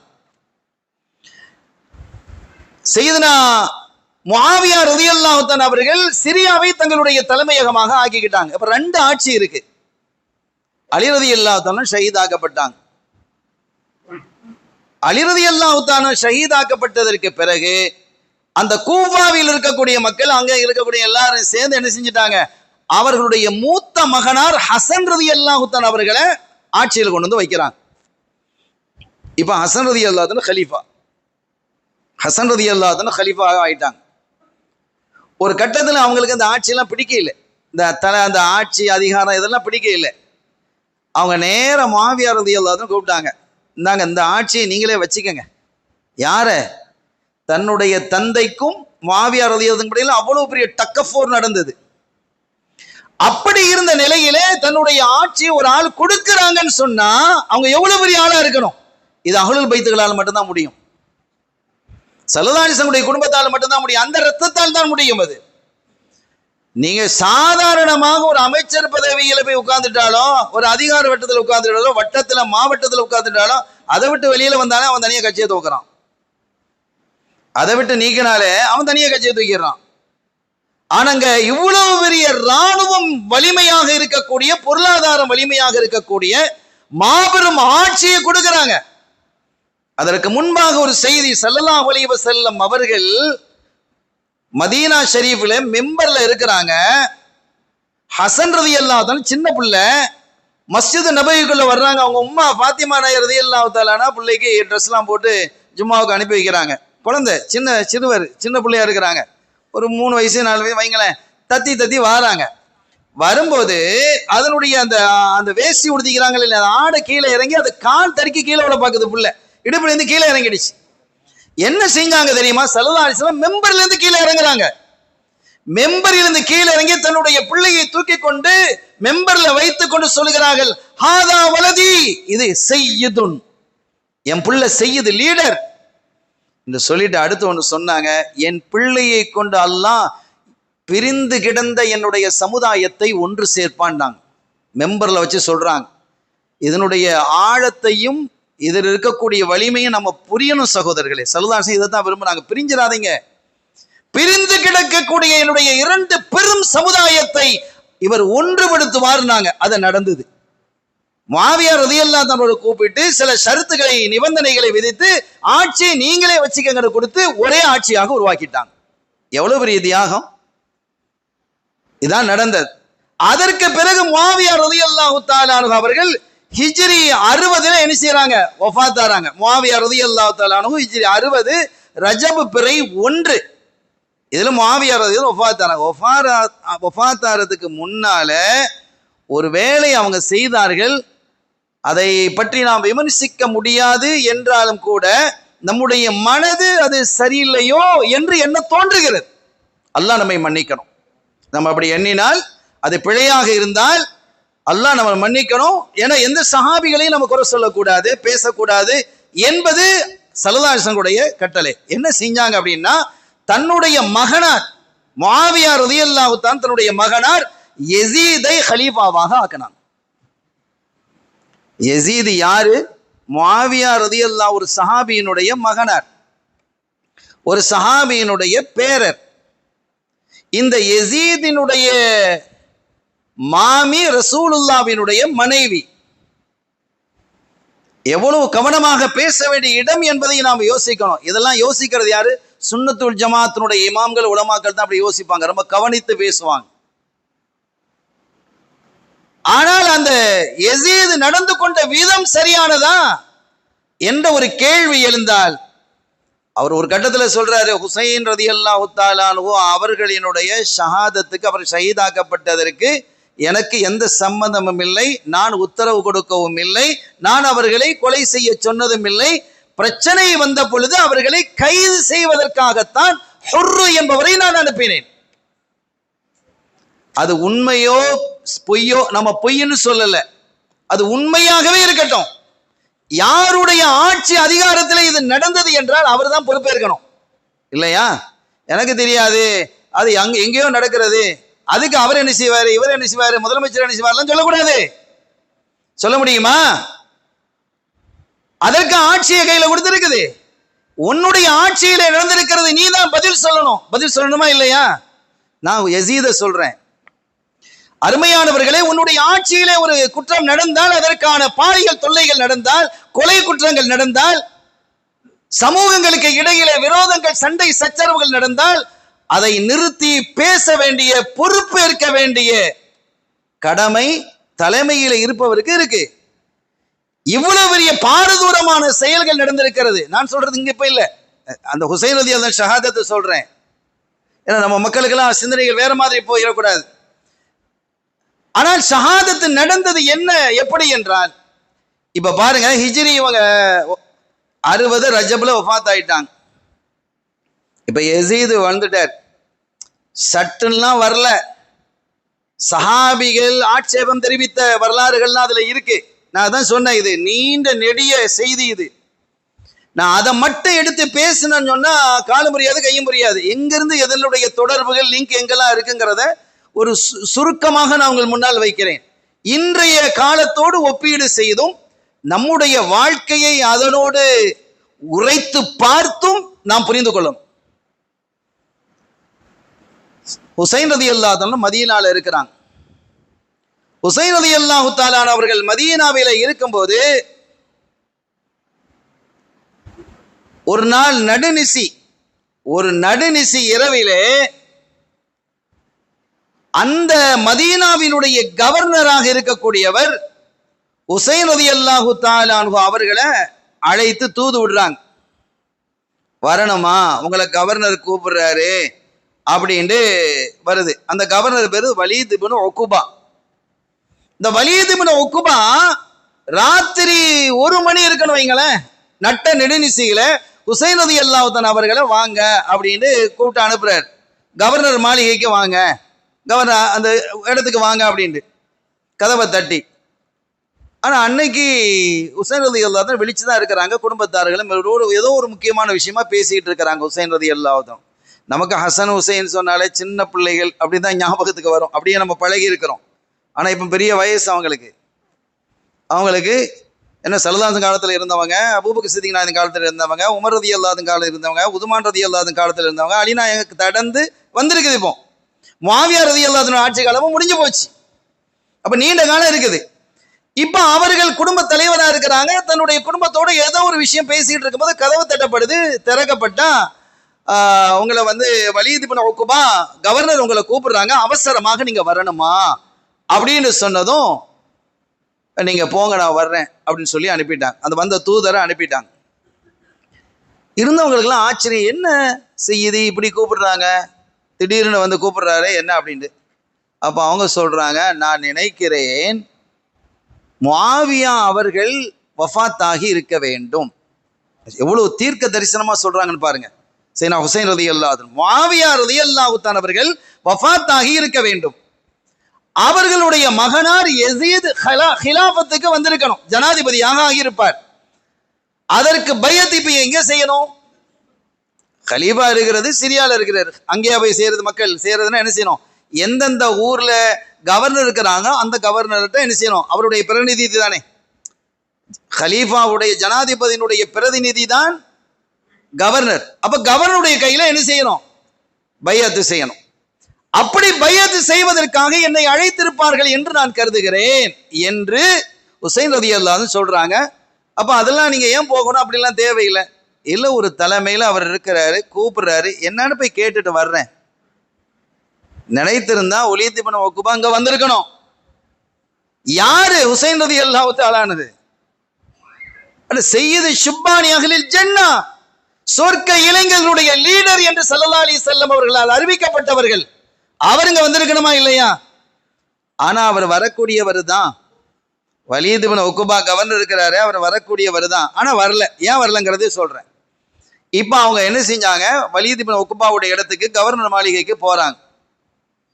போனா வலீத் இப்னு உக்பா ஹுசைன் ரலியல்லாஹு அவர்களை ரொம்ப கண்ணியமாக மரியாதையாக உட்கார வைத்து அவங்க சொல்றாங்க, சய்யிதி முஆவியா ரலியல்லாஹு தஆலா அவர்கள் வஃபாத் ஆகிட்டாங்க. அவங்க சொன்ன மாதிரி தான், நினைச்ச மாதிரி. யஸீத் என்ன செஞ்சிருக்கிறாரு? ஹலீஃபாவாக ஆகியிருக்கிறார், அவருடைய மகனார். எனக்கு தகவல், அது எத்தனையோ நாள் ஆகிடும். அங்கிருந்து கடிதங்க வரதா குதிரையில தானே வரணும். இப்ப கடிதம் சேர்ந்தது. எனவே நான் என்ன செய்யறேன், அவர்களை ஹலீஃபாவாக ஏற்றுக்கொண்டு என்னிடத்துல நீங்கள் பையத்து செய்யுமாறு அந்த கடிதத்தில் யஸீதுடைய கடிதத்திலே இருக்கிறது. எனவே நீங்கள் என்ன செய்யுங்க, பையத்து செய்யுங்க, என்னிடத்துல ஹலீஃபாவாக நான் யஸீதை ஏற்றுக்கொண்டேன் என்று பையத்து செய்யுங்கள் என்று சொன்னாங்க. அப்ப அவங்க சொன்னாங்க, இது என்ன நட்ட நெடுநிசியில இப்படி கூட்டு உட்கார வச்சு ராத்திரி 2 மணிக்கு 1 மணிக்கு இப்படி கேட்குறீங்களே, இது முறையா? நீங்க நாளைக்கு பள்ளியில கால்கள் எல்லாம் கூட்டுங்க, இப்படி நடந்திருக்குதுங்கிறது சொல்லுங்க, அதானே உங்க பொறுப்பு, நீங்க அறிவிக்கணும். இப்படி கூப்பிட்டு என்ன தனியா எல்லார்ட்டும் தான் நீங்க பையத்து வாங்கணும்? மதீனா ஷரீஃப்ல இருக்கக்கூடிய எல்லார்ட்டும் தான் நீங்க பையத்து வாங்கணும். என்ன மட்டும் ஏன் தனியா நீங்க விட்டு விடுறீங்க? ஆனா அதுக்கு காரணம் இருக்கு அப்படின்னு கேட்டுட்டு, நீங்க எல்லாரையும் நாளைக்கு என்ன செய்யுங்க, நாளைக்கு அல்லது வெள்ளிக்கிழமை வரக்கூடிய ஜும்மாவில் அறிவிச்சு நீங்க என்ன செய்யுங்க, நீங்க எல்லாத்திலையும் பையத்து எடுங்க அப்படின்னு சொல்லிட்டு சொன்னாங்க. அது சரிதான் அப்படின்ட்டார். வலீத் இப்னு உக்பா ஒரு தவறான ஆள் அல்ல, வரலாற்றில் அவர் தவறாக பார்க்கப்படலை.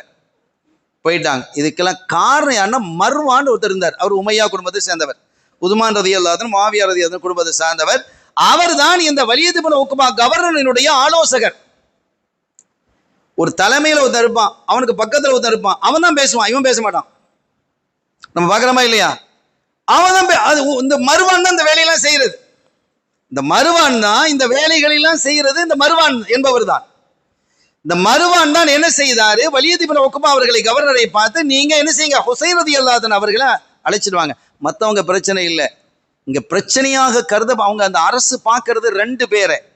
ஒன்னு ஹுசைன் ரலியல்லாஹு தஆலா அன்ஹு அவர்கள், இன்னொன்னு அப்துல்லாஹ் இப்னு ஜுபைர் ரலியல்லாஹு தஆலா. இந்த ரெண்டு பேருக்கும் பெரிய சப்போர்ட் இருக்குது மக்கள் மத்தியில. எனவே அவர்கள் ஆட்சியை பிடிக்கக்கூடிய அளவிற்கு உண்டான ஒரு புரட்சியை ஏற்படுத்திடுவாங்க. ஹுசைன் ரலியல்லாஹு அன்ஹு பைஅத் செஞ்சுட்டாங்கன்னா பாதி சப்ஜெக்ட் முடிஞ்சது. அதுக்கு பிறகு அப்துல்லாஹ் இப்னு ஜுபைர் ரலியல்லாஹு கூட்டு வந்துட்டா பாதி சப்ஜெக்ட் முடிஞ்சு போயிடும். இதான் திட்டம். அப்ப அவங்களும் திட்டம் இல்லாமையெல்லாம், அந்த ரீல்ஸ் போடாமையெல்லாம் ஆட்சி அமைக்க இல்லை. அதெல்லாம் என்ன செஞ்சாங்க, அந்த மாதிரி என்ன திட்டத்தை தான் என்ன செஞ்சாங்க, கொண்டு வந்தாங்க. அப்ப அவர் சரிதானே என்று என்ன செஞ்சுட்டா, விட்டுட்டாரு. ஹுசைன் ரலியல்லாஹு அன்ஹு வெளியில போயிட்டாங்க. திரைக்கு பின்னால் மருவான் இருந்தார். திரைக்கு பின்னால் இருந்த மருவான் சொன்னார், வலியத் இப்னு உக்பாவை பார்த்து. யாரை பார்த்து? கவர்னரை பார்த்து. கவர்னர்னா அன்றைய காலத்தில் அவர் தான் முதலமைச்சர். முதலமைச்சருக்கு என்ன, இங்க நம்ம தமிழ்நாடோ அல்லது இந்தியாவிலேயோ முதலமைச்சர்களுக்கு என்ன வலிமை இருக்கிறதோ, என்ன பவர் இருக்கிறதோ, அது கவர்னர்களுக்கு உள்ள பவர் அன்றைய காலத்தில். அங்க அருமையான கண்ணியத்திற்குரிய பெருமக்களே, இப்ப அவர் சொல்றாரு, அவருடைய ஆலோசகர், கவர்னருடைய ஆலோசகர் மருவான் சொல்றாரு, வலியத் இப்னு உக்பா பார்த்து, என்ன மண்ணாங்கட்டி வேலை செஞ்சீங்க? யாரை பார்த்து பேசுறாரு? இவரை பார்த்து. இவர் தான் பேசாத ஆள் தானே, இவர் தான் பேசுவார். யாருக்கு எவர் கேட்டாலும் இவர் தான் பதில் பேசுவார். அவர் சொன்னாரு, நீங்க என்ன செஞ்சிட்டீங்க? இப்ப ஹுசைன் நீங்க எப்படி வெளியில அனுப்ப இருக்கலாம், பையத்து வாங்கி இருக்கணும். அதுக்கு தானே அவர் இங்க கூட்டிட்டு வாங்கன்னு சொன்ன. நீங்க அங்க போகாம ஒரு வேலையை அவர்கள் செய்ய மறுத்திருந்தால் அவர்களுடைய தலையை இங்க வெட்டி இருக்கணும். மருவான் அப்பவே வச்சார். அப்ப வலியத் இப்னு உக்பா சொன்னாரு, நீ என்னப்பா பேசுறா, நீ என்ன பேசுறா? அவங்க யாரு? ரசூலுல்லாஹ்வோட பிள்ளை, அஹ்லுல் பைத்துல உள்ள பிள்ளை. அவர்களை என் கையால் வெட்டி நன்ன நரகத்துக்கு போக வைக்கிறியா அப்படின்னு கொஞ்சம் பேச ஆரம்பித்தார். அப்படி பேச ஆரம்பித்தார். நீங்க என்ன பெரிய தப்பு செஞ்சிட்டீங்க, இப்ப மிஸ்டேக் பண்ணிட்டீங்க, இனி பெரிய பிரச்சனை தான் அப்படின்னு சொன்னார். பிரச்சனையாக உருவானது அது. அதற்கு பிறகு ஹுசைன் ரலியல்லாஹு தஆலா அன்ஹு அவர்கள் என்ன செஞ்சிட்டாங்க, மக்கள் எல்லாம் கூடி இதெல்லாம் பிரச்சனை, இதெல்லாம் மக்கள் காலையில வெளியாயிட்டு இந்த செய்திகள்லாம் பரவலா போய் இந்த யஸீத் ஆட்சிக்கு வந்துட்டாருங்கெல்லாம் தெரிஞ்சு போயிடுச்சு. இப்போ அவங்க சொன்னாங்க, இனி மதீனாவில் இருந்தா பிரச்சனை தான், உங்களை திரும்பவும் கூப்பிட விடுவாங்க, இனி அவங்களுக்கு என்ன அதிகார ஆட்சியில் இருக்கு, நீங்க மக்காவுக்கே போயிருங்க அப்படின்ட்டு மக்காவுக்கு போக வச்சுட்டாங்க. இதெல்லாம் பெரிய செய்தி. மக்கால இருக்கிறாங்க. மக்காவிலே இருக்கும்போது, ராஹத்தா இருக்கும்போது, கூஃபாவில் இருந்து, அப்ப ஆட்சி சிரியால இருக்குது, யஸீத் சிரியால இருக்கிறாரு. நான் தகவலுக்கு வந்துடுறேன். இப்ப இதான் மெயின் சப்ஜெக்ட். இந்த ஷஹாதத்தினுடைய செய்திக்கு நேரம் நான் வந்துடுறேன். அருமையான பெருமக்களே, கூஃபாவில் இருந்து ஒரு கடிதம் வருகிறது. நீங்க என்ன செய்யுங்க, கூஃபாவுக்கு வாங்க, உங்களோடு உங்களோடு 1,00,000 பேர் நாங்க நிக்கிறோம் அப்படின்னு கடிதம் வருது. ஏன்னா இந்த கூஃபாவிலே நடக்கக்கூடிய இந்த கவர்னரினுடைய ஆட்சி இருக்குது, அங்க கவர்னர் தான் இருக்கிறாரு, சிரியால தான் கலீஃபா இருக்கிறாரு யஸீத். பெரும் தொல்லையா இருக்கு, அநியாயம், அட்டூழியம், இங்க இருக்கக்கூடிய அதிகாரிகளுடைய லஞ்ச லாவணியம், இதெல்லாம் ஒழிக்கணும்னா நீங்க தான் வரணும். அவங்க சொன்னாங்க, எனக்கு ஆட்சி வேணாம், அதிகாரம் வேணாப்பா, நான் அல்லாஹ்வுடைய இல்லத்துக்கு பக்கத்திலேயே நான் உட்கார்றேன் அப்படின்னாங்க. ஆனா மக்கள் கேட்கல. மக்கள் வந்தாங்க, தூதர்கள், தூதுக்குழு கடிதங்கள் என்று ஏறக்குறைய 18,000 கடிதங்கள் வந்ததாக இருக்கிறது. ஒரு சொல்லின்படி 70,000 கடிதங்கள் கூட. உங்களோடு நாங்கள் 1,00,000 பேர் இருக்கிறோம் என்றார்கள். ஒரு கட்டத்துல இவங்க ஏன் கூஃபா நோக்கி போனாங்கன்னா, சில தூதர்கள் சொன்னாங்க, கண்மணி நாயகத்தினுடைய திருப்பேரர் அவர்களே, நாங்க அட்டூழி ஆட்சியில், அநீத ஆட்சியிலே சிக்கி சுழண்டு கொண்டு இருக்கிறோம். நீங்க மக்காவிலே நிம்மதியாக இருக்கிறீங்க, அல்லாஹ்வினுடைய இல்லத்துக்கு பக்கத்துல. இந்த அநீதத்தை நீங்கள் தட்டி கேட்க மாட்டீர்களா? எப்படி இருக்கும் கொஞ்சம் யோசிங்க. நாங்கள்லாம் சங்கடத்தில் இருக்கலாமா? தீய ஆட்சியிலே இருக்கலாமா? தீய சக்தியிலே நாங்கள் கிடக்கலாமா? அப்படிலாம் என்ன செஞ்சாங்க, அந்த கூஃபா மக்கள் கேட்டாங்க. எனவே நீங்க வாங்க, உங்களுக்கு நாங்க சப்போர்ட்டா இருக்கிறோம், 1,00,000 பேர் இருக்கிறோம், அதுக்கு மேல இருக்கிறோம் அப்படின்னு திரும்ப திரும்ப திரும்ப அழைத்தார்கள். இந்த அழைப்புங்கிறது உங்களுக்கு பெருசா இல்லை, ஆனா இந்த ஒரு வார்த்தை அவர்களை அசைத்தது. நீங்க அங்க நிம்மதியா இருக்கிறீங்க, நாங்க அங்க அதிகாரிகளினுடைய அட்டூழியத்திலே ஆட்பட்டு கிடக்கிறோம். சிதைந்து சின்ன பின்னமாக ஆக்குகிறார்கள், எங்களுடைய பொருளாதாரத்தை சுரண்டுகிறார்கள், எங்களுக்கு அதிகமான பணி தருகிறார்கள், அதற்கான கூலிகளை வழங்குவதில்லை, எங்களுக்கான ஹக்குகளை தருவதில்லை. மேலிடத்திலிருந்து வரக்கூடியதை, இங்க மேலிடத்திலிருந்துலாம் வராது, மேலிடத்துல வருதாங்க, அதெல்லாம் வர, அதெல்லாம் தரமாட்டோம். நீங்க தமிழ்நாடுல மும்மொழி கொள்கையெல்லாம் ஏத்துக்கிட்டாதான் நாங்க மேலிடத்திலிருந்து அதெல்லாம் தருவோம். சரி, இதெல்லாம் தரமாட்டோம். எனவே அங்கிருந்து வரக்கூடியவங்க அங்கிருந்து வருது, ஆனா அங்க வந்துச்சு, ஆனா அதை எங்களுக்கு தர்றது இல்லை. இப்படி எல்லாம் நடக்குது. எனவே நீங்க வாங்க, நீதியை நிலைநாட்டுவதற்கு, சத்தியத்தை நிலைநாட்டுவதற்கு நாங்கள் நிம்மதியாக இருக்கிறதுக்கு அப்படின்னோடனே இவங்க இறக்கப்பட்டுட்டாங்க. செய்வது எல்லாம் புறப்பட்டு போனாங்க. துல்ஹஜ் மாசம் ஹஜ்ஜி முடிஞ்சதோட புறப்பட்டு போறாங்க. ஹிஜ்ரி 60 புறப்பட்டு போறாங்க. அப்படி புறப்பட்டு போகும்போது இப்னு அப்பாஸ் ரலியல்லாஹு அன்ஹு போன்றவர்கள் எல்லாம் தடுக்கிறாங்க, நீங்க போகாதீங்க அப்படின்னு பல பேர் தடுத்தாங்க. அவங்க சொன்னாங்க, நான் எங்க போறேன், ஆட்சியில போய் உட்காரவா போறேன், அங்க நான் போறது அங்க இருக்கக்கூடிய ஆட்சி அதிகாரிகளை கூப்பிட்டு அவர்களை ஏற்படுத்தி, மக்கள் இப்படி இருக்கிறாங்க, இப்ப மக்கள் உங்களுக்கு எதிராக இருக்கிறாங்க அப்படின்னு சொல்லி அவர்களை எச்சரிப்பதற்கும், ஒரு நல்லாட்சி அமைப்பதற்கு, ஒரு நல்லாட்சி அமைத்து கொடுப்பதற்கு தான் நான் செல்றேன் அப்படின்னு என்ன சொன்னாங்க. இப்னு அப்பாஸ் ரலியல்லாஹு ஒரு கட்டத்தில் சொன்னாங்க, சரி நீங்க போறதா போறீங்க, பொம்பளை பிள்ளைகளை எல்லாம் ஏன் அழைச்சிட்டு போறீங்க, நான் எங்க இப்ப சண்டையா போட போறேன், நான் சண்டை போட போகலையே. இப்னு அப்பாஸ் ரலியல்லாஹு அன்ஹு அவர்களும் ஹுசைன் ரலியல்லாஹு ஒரே குடும்பத்தில் உள்ளவங்க தான், அஹ்லுல் பைத்தில் உள்ளவங்க தான். இப்னு அப்பாஸ் ரலியல்லாஹு அன்ஹு சற்று மூப்பு ஹுசைன் ரலியல்லாஹு அன்ஹு அவர்களுக்கு. அப்ப நான் சண்டை போட போக இல்லை அப்படின்னாங்க. இருந்தாலும் கேட்கல, அவங்க என்ன செய்ய புறப்பட்டு வந்துட்டாங்க. இனி பெரிய அதுக்கு பிறகு இனி கர்பலா வரைக்கும் ஒரு பெரிய பிரளயம், மக்கள் நிறைய அவங்களோட வந்து சேர்ந்தாங்க, போற வழியெல்லாம் சேர்ந்தாங்க. அப்ப தி ஹஷம் என்ற ஒரு இடத்துல ஒரு நாள் தங்கி இருக்கும் போது கனவு ஒன்று காண்றாங்க. அது முஹர்ரம் பிறை 1. அந்த கனவை கண்டு எழும்போது இன்னா லில்லாஹி வ இன்னா இலைஹி ராஜிஊன் அப்படின்னாங்க.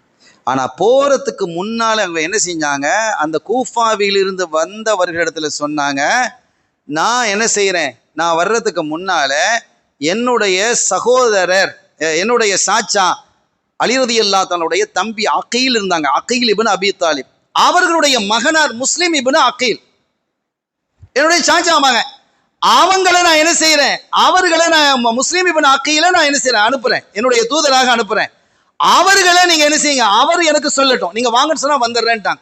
அவங்கள கூட்டிட்டு போயிட்டாங்க. அவங்க ஒரு இடத்துல தங்கி இருக்கிறாங்க. நிறைய மக்கள் வந்து பைஅத் செய்யறாங்க. கிட்டத்தட்ட 2-3 நாட்கள்லேயே 18,000 பேர் இந்த பைஅத் செஞ்சுட்டாங்க. நாங்க ஹுசைனுக்காக உங்க இடத்துல பைஅத் செய்யறோம்னு வர்றாங்க. இப்ப என்ன செஞ்சாங்க, ஒரு கடிதம் எழுதினாங்க, ரைட்டு நீங்க வரலாம் அப்படின்னு கடிதம் எழுதிட்டாங்க. நல்ல மக்கள்லாம் சப்போர்ட்டா இருக்கிறாங்க. அதை வச்சுதான் என்ன செய்யறாங்க, ஹுசைன் ரலியல்லாஹு புறப்பட்டு போனாங்க. இங்கே முஸ்லிம் இப்னு அகீல் அவர்கள் வந்திருக்கிறாங்க என்ற செய்தி யஸீதுக்கு தெரிகிறது. யஸீத் என்ன செய்கிறார் என்றால், அங்க இருக்கக்கூடிய கவர்னர் உசுப்பான ஒரு வலிமையான கவர்னர் இல்லை அப்படின்னு பசராவில இருக்கக்கூடிய உபைதுல்லா இப்னு ஜியாத் இவன் தான் ஆக ஷைத்தான், இந்த காரணியாக அமைந்த இவன் தான் இவனை கொண்டு போட்டாங்க. இவன் ஒரு அறிவு ஒன்று கொடுத்தான், இந்த முஸ்லிம் இப்னு அகீலை என்னிடத்துல ஒப்படைக்கணும். ஒரு ஜும்மால சொல்றான், இல்ல நான் வீடா புகுந்து நாங்க தேடுவோம், யார் வீட்டுல இருக்கிறாங்களோ அடிப்போம், அவங்களெல்லாம் உதைச்சிரும், கொலை செஞ்சிருவோம், கைது செஞ்சிரும் அப்படின்னு பயந்துட்டாங்க.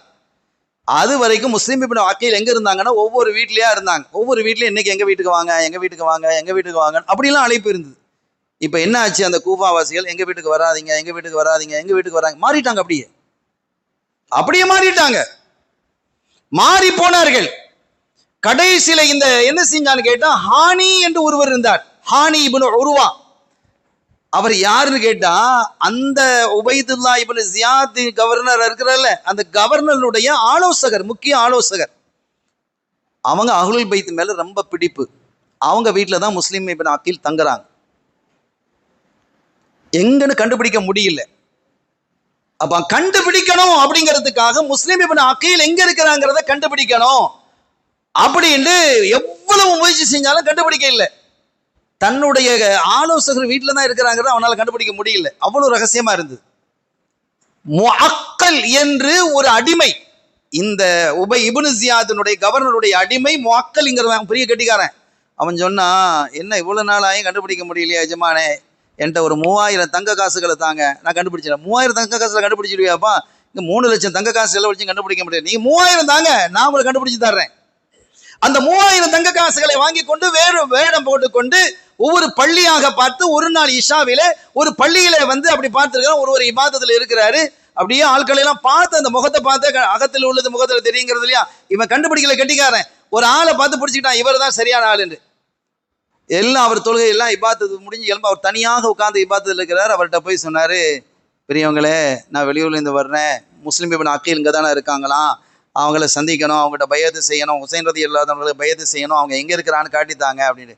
அட ஏன்பா எங்கிட்ட வந்து கேட்குற, அவங்களுக்கு தெரியும் அவன் இந்த மாதிரி ஆள் அவன் கண்டுபிடிச்சிட்டான்.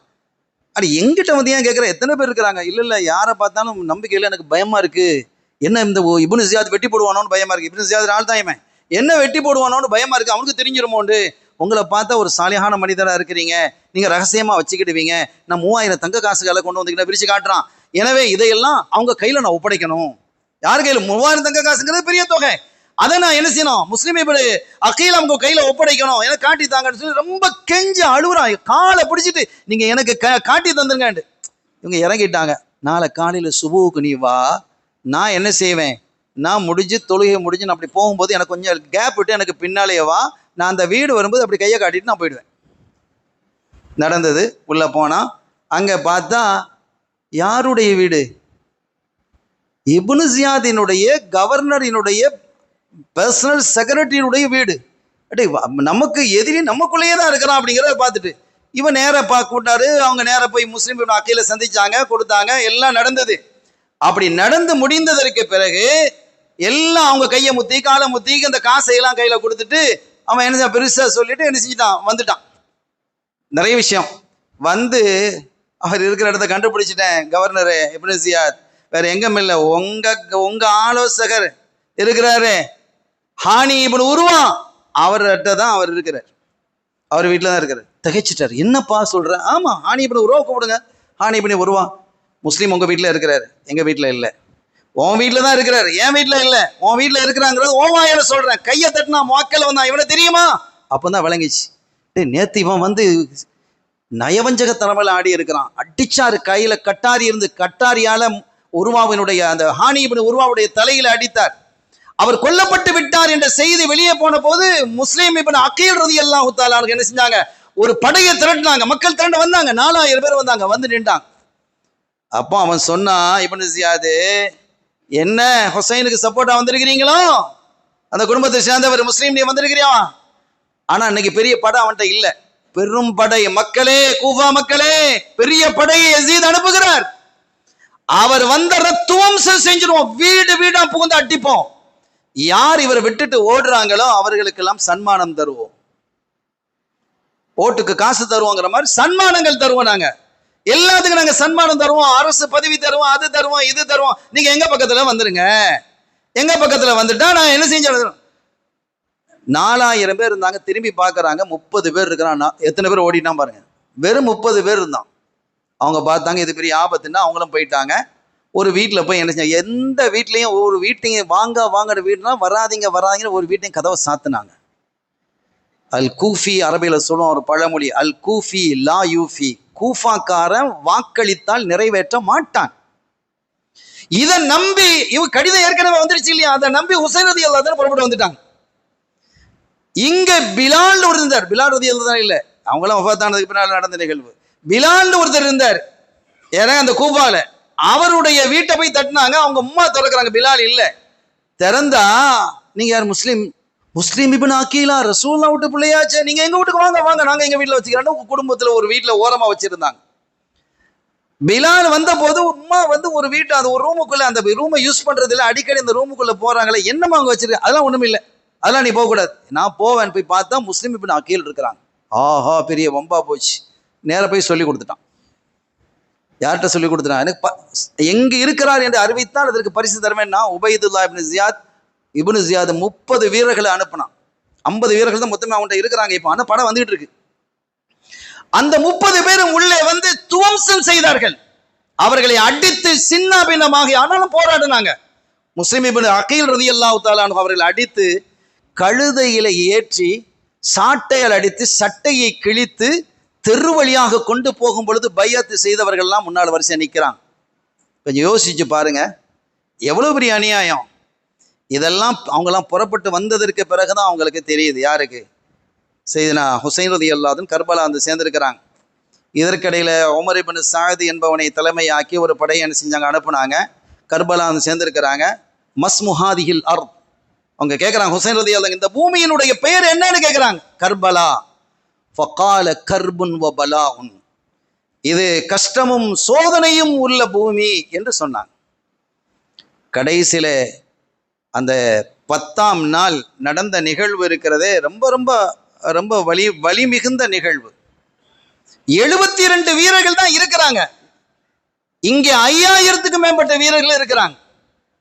72 பேருக்கும் 5000க்கு சம்பந்தம் இருக்கா? இப்படிலாம் நடந்த ஒரு கொடுமையான வேதனையான செய்திகள் அங்கே நிறைய நடந்தது. ஒவ்வொரு தலைவர்களாக அந்த 72 பேர்ல ஒவ்வொரு பேரா வந்து அந்த சண்டை போட்டு ஷஹீதானாங்க. பக்கத்துல யூப்ரட்டிஸ் நதி, இவங்களுக்கு தண்ணீர் தாகம். அந்த போய் என்ன செஞ்சாங்க, தண்ணி அள்ளி என்ன செஞ்சாங்க, குடிக்கிறாங்க. குடிக்கும் போது ஒருத்தன் என்ன செஞ்சான், அம்பு எய்த, அவனுடைய பேர்கள்லாம் பதிவாக்கி வச்சிருக்கிறேன். அம்பு எய்த போது இந்த கன்னத்துல வந்து குத்திச்சு, அதெல்லாம் ரத்தம் ஆயிடுச்சு. அந்த தண்ணி அப்படியே கீழே விட்டுட்டாங்க. இதுல ஒரு பெரிய வேதனை என்னன்னா, அந்த கர்பலாவினுடைய இதுல இரத்த கரையோட ஹுசைன் ரலியல்லாஹு அன்ஹு அவர்கள் நிற்கும் போது பெண்கள் இருக்கக்கூடிய பகுதி அந்த கூடாரம் இருக்கு, அதுல இருந்து ஒரு அலறல் சப்தம் கேட்குது. என்ன அலறல் சப்தம்னு கேட்டா, அந்த நிலையிலும் ஒரு பெண்ணுக்கு பிரசவம் நடந்தது, ஒரு குழந்தை பிரசவிச்சிச்சு. அந்த குழந்தையை அது இந்த நேரத்துல தூக்கி கொண்டு வந்து ஹுசைன் ரலியல்லாஹு அன்ஹுடைய கையில கொடுக்குறாங்க. அந்த நிலையிலும் 5000 பேர் நிற்கிறான், தன்னந்தனியா நிற்கிறாங்க. அந்த கையில் இரத்த கரையோட நிற்கிறாங்க. கையில் வச்சுக்கிட்டு காதில் பாங்கி காமத்தை சொல்லி ஊதி அதுக்கு பேரும் வச்சு முடியும் போது எங்கிருந்தோ வந்து ஒரு அம்பு நேராக குழந்தையினுடைய குரல் வழியிலே நுழைந்தது. அப்படி அந்த குழந்தை அந்த இடத்திலே ஷஹீதானது. ஹுசைன் ரலியல்லாஹு அன்ஹு சொன்னாங்க, என்னுடைய அருமை பிள்ளையே, சாலிஹ் அலைஹிஸ்ஸலாம் அவர்களுடைய ஒட்டகத்தினை விட நீ சிறந்தவன். அது தனி ஒரு வரலாறு, குர்ஆன் பேசும். அதற்கு பிறகு பலரும் சூழ்ந்து ஷிம்ர் இப்னு ஜௌஷான், இவன் தான் என்ன செய்தான், ஹுசைன் ரலியல்லாஹு அன்ஹு அவர்களை நேராக என்ன செஞ்சான், ஒரு ஈட்டி இருந்து கழுத்துல வந்து என்ன செய்து நுழைந்தது. அதற்கு பிறகு அவங்க என்ன செஞ்சாங்க, அந்த இடத்துல ஷஹீதானாங்க. அவர்களுடைய தலையை வெட்டி கொண்டு போய் இப்னு ஜியாதினுடைய சபையில கொண்டு வந்து வச்சான். அவங்கள மட்டுமல்ல, 72 பேருடைய தலைகளையும் கொண்டு வந்து வச்சான். அருமையான பெருமக்களே, நான் வரலாற்று முழுமைதான் சொல்லலை, பாதியாவும் சொல்லலை, காவாசியும் சொல்லலை, 10ல் 1% சொல்லலை. வரலாறு நீண்ட வரலாறு. ஆனா இதுல என்ன படிப்பினை அப்படின்னா, அவர்களை ஒரு சமூகம் ஏமாற்றியது. கூஃபா என்ற சமூகம் அவர்களை ஏமாற்றியது, நம்ப வைத்து கழுத்தறுத்தது. இன்னொன்று, அவர்கள் புறப்பட்டு வந்தது, யாரை நம்பி அவர்கள் வந்தார்களோ அவர்களுடைய பிரச்சனையை தீர்க்க தான் அவங்க வந்தாங்க.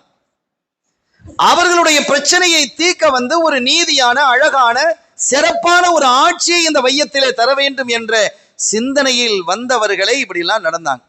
ஆனால் இதற்கான முழு பொறுப்பையும் ஏற்க வேண்டியது யார்?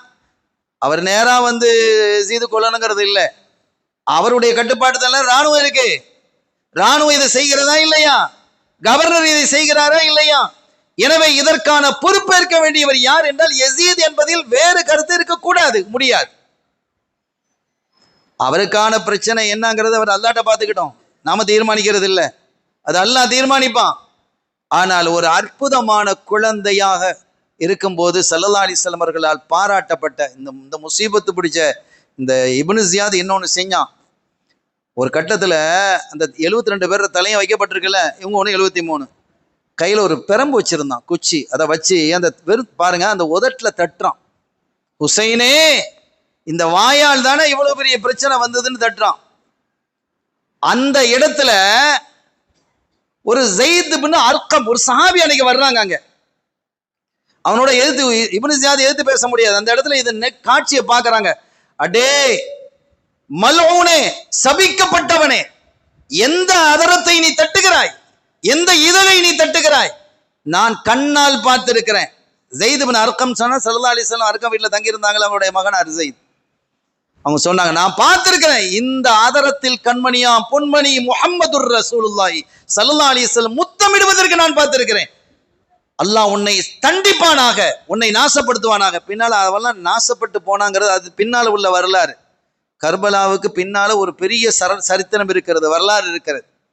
அதில் அநீதம் இழைத்தவர்கள் எல்லாம் அழிக்கப்பட்டு துவம்சம் செய்யப்பட்டார்கள். அல்லாஹ்வினுடைய தண்டனை அவர்களுடைய தலையில் விடிந்தது என்பதற்கான நீண்ட வரலாற்று செய்திகள் பதிந்து கிடக்கிறது. எனவே அநீதியை நோக்கி பிரயாணிக்க கூடாது, அநீதம் இழைக்கக்கூடவர்களுக்கு சப்போர்ட் பண்ணக்கூடாது, நீதியை நோக்கி நாம் பிரயாணிக்கணும். பதவி ஆசையிலே, பதவியினுடைய உச்சத்திலே அதை பாதுகாக்க வேண்டும் என்பதற்காக எதையும் பேசலாம், எதையும் செய்யலாம் என்று துணியக்கூடாது. அப்படியெல்லாம் இருந்தால் ஒரு கட்டத்தில் அல்லாஹ் அந்த ஆட்சியை பிடுங்குவான், வீசுவான், அதற்கான தண்டனையும் அவர்கள் தலையிலே கொட்டுவான் என்பதற்கு இந்த ஷஹீதே கர்பலா இந்த நிகழ்வு ஆதாரமாக அமைகிறது என கூறி, அருமையான பெருமக்களே, மொத்தத்தில் அல்லாஹ் சொல்வதெல்லாம் கண்மணி நாயகத்தினுடைய குடும்பத்தை நீங்கள் நேசிக்கணும். நான் அதான் ஓதி ஆரம்பித்தேன், அங்கே போக முடியல அதுக்குள்ள செய்தியில். புல்லாஸ் அலுக்கும் அலி ஹஜ்ரன் இல்லல் மபத்தத் ஃபில் குர்பா. நாயகமே நீங்கள் மக்களிடத்துல சொல்லிடுங்க, உங்க இடத்துல நான் எதையும் கேட்க மாட்டேன். ஸல்லல்லாஹு அலைஹி வஸல்லம் அவர்கள் நமக்கு செய்து இருக்கக்கூடிய அந்த அற்புதமான அர்ப்பணிப்புகள், அறப்பணிவுகள், நமக்கு நம்ம உயர்வான இடத்துக்கு கொண்டு வந்தது. குந்தும் ஹைர உம்மத்துக்கு என்ன செஞ்சுட்டோம், நாம பெரிய இபாதத்தா செஞ்சுட்டோம் அல்லது பெரிய தர்மங்கள் செஞ்சு பெரிய அல்லாஹ்வுக்கு நெருக்கமாயிட்டோமா? நம்மை விட முன்னால் வாழ்ந்தவர்கள் அதிக காலங்கள் வாழ்ந்திருக்கிறாங்க, மிகப்பெரிய தியாகங்களை செஞ்சிருக்கிறாங்க. நான் ரசூலுடைய உம்மத்தாக நாம் இருக்கிறதுனால தான் குந்தும் ஹைர உம்மத் என்பதை புரிந்து கொண்டு இந்த நிலைக்கு வந்ததற்கு ஸல்லல்லாஹு அலைஹி வஸல்லம் நம்மகிட்ட நீங்க எதையும் கேட்கல, கேட்க வேணான்னு அல்லாஹ் சொல்லிட்டான். ஒன்னே ஒன்று கேளுங்க, உங்க குடும்பத்தை நேசிக்கணும்னு கேளுங்கன்னா. இல்லல் மவத்தத ஃபில் குர்பா, உன்னுடைய குடும்பத்தை நீங்க நேசிக்கணும்னு கேட்டாங்க. ஸல்லல்லாஹு அலைஹி வஸல்லம் அதை கேட்டாங்க. எனவே கண்மணி நாயகத்தினுடைய அஹ்லுல் பைத்தாக இருக்கக்கூடிய அந்த குடும்பத்தை நாம் அதிகம் நேசிக்க வேண்டும், நீதியின் பக்கம் நிற்க வேண்டும். ஆசைகளிலும் அபிலாஷைகளிலும் இச்சைகளிலும் மூழ்கி நம்முடைய எதிர்காலத்தை பாழ்படுத்தி விடக்கூடாது என்று இந்த அற்புத வரலாறு நமக்கு பாடம் புகட்டுகிறது. இந்த பாடத்தின் வழியில் நின்று நாம் வாழ்வோமாக. அல்லாஹ் தௌஃபீக் செய்வானாக, இந்த மஜ்லிஸை கபூல் செய்வானாக. கண்மணியாம் பொன்மணி முஹம்மதுர் ரசூலுல்லாஹி ஸல்லல்லாஹு அலைஹி வஸல்லம் அவர்களுடைய விருப்பமிக்க உம்மத்தாக அல்லாஹ் என்னையும் உங்களையும் நம்மை சார்ந்தவர்களையும் ஆக்கி அருள்பாலிப்பானாக. இந்த சபையை ஏற்றுக்கொண்டு இந்த மஜ்லிஸுக்கு வருகை தந்தவர்கள், இதற்கு துணை நின்றவர்கள், பொருளாதாரத்தில் உதவியவர்கள் என்று எல்லாரையும் அல்லாஹ் அங்கீகரிப்பானாக, பொருந்திக் கொள்வானாக. பிஹக்கி ஹபீபிஹி ஸல்லல்லாஹு அலைஹி வஸல்லம். எல்லாம் வல்ல அல்லாஹ்வின் அருளையும் ஸல்லல்லாஹு அலைஹி வஸல்லம் ஷஃபாத்தையும் பெறுவோமாக. வாய்ப்பளித்தமைக்கு நன்றியோ. ஆகிரு தஅவானா அல்ஹம்துலில்லாஹி ரப்பில் ஆலமீன். வஸ்ஸலாமு அலைக்கும் வரஹ்மத்துல்லாஹி வபரகாத்துஹு.